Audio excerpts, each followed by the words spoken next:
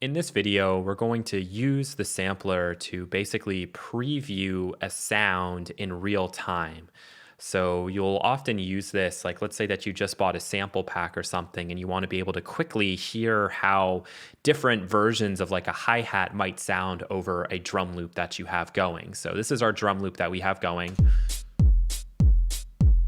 And I've already created a little pattern. And now what we're going to do is we're just going to bring in a bunch of hi-hats and then use our select knob to kind of pick the one that we like. And then that would probably be the one that we would use for our track and bring into a drum machine.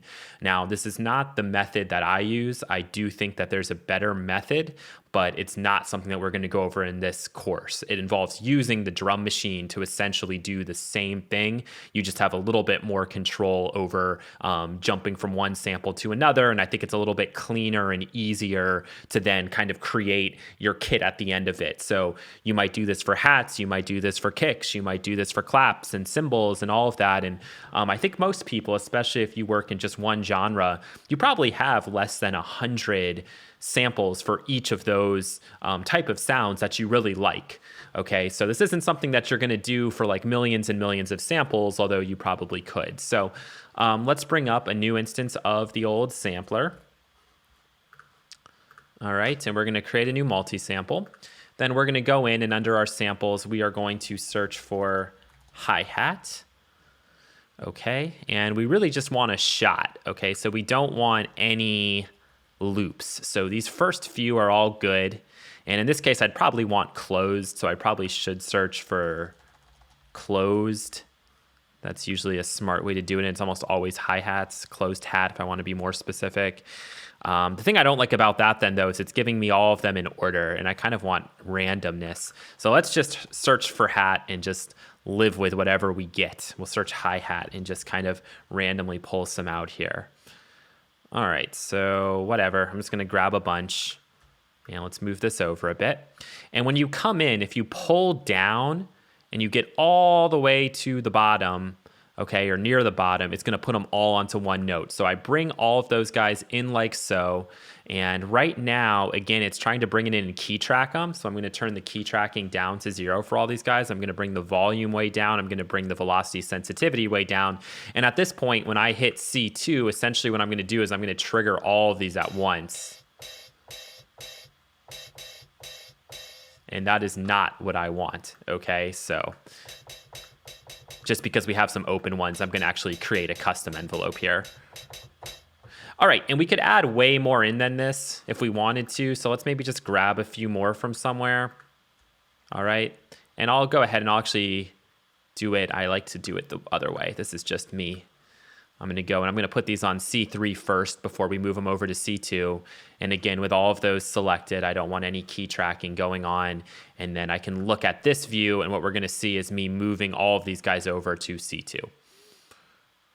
Okay, maybe. Alrighty, so even though it's showing its root key up here, the fact that they're not key tracking should mean we are okay. And let me just click one of these guys just to make sure it's not key tracking. Yep, so we should be in business. Surprisingly though, it's not actually triggering all of these guys. I'm not entirely sure why it should be. It's okay though, it should anyway once I do the next step. So the next thing I'm gonna do is I'm gonna select all of these guys and I'm going to right click and I'm going to distribute select equally. Now, nothing looks like it changed from this view. All right, but that's because this is actually showing us velocity. So instead I want to click over and now we're looking at select. Okay, and now what we're going to play back, the sample we'll play back is related to this select knob here. So you can either route this to a MIDI controller, which I haven't done yet. Let's just go ahead and route that up here. MIDI. Click it, I'll turn knob, boom. Good enough for me. All right, or we can just use our mouse. So now when we're playing back, we are hearing that like so. Let's bring the volume up. Increase the velocity sensitivity. And this pattern does have a little bit of that. And now I can move the select knob. We're gonna hear different ones.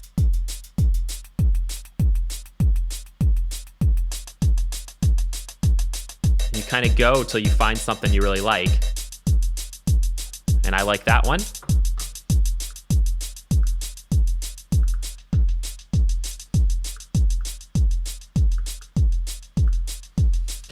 And there you go. We could actually work with it just like that. But if we wanted to pull that one out individually, the best way to do that is to go back in, isolate that one. Okay. Let's go in and isolate this guy. I want to be able to select just that one. Okay, so now we have this one selected. All right, and what we could do here is we could actually copy this. And we can just go out onto this track here. We can paste it, and then if we did have a drum machine or something set up, we could drag and drop onto a drum machine there, just so you guys see that this works. We'll bring in our drum machine. We'll grab it. Come on, buddy.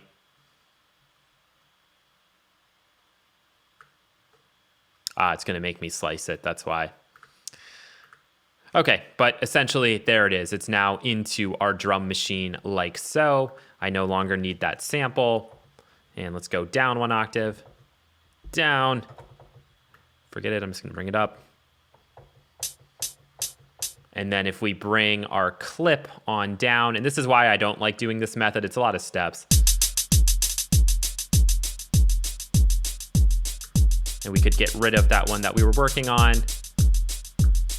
And then again, the beauty here is that when we bring up the mixer panels, we have control of just that hi-hat. And we could do additional effects processing to it if we wanted to. We would have to go back in and redo what we did before.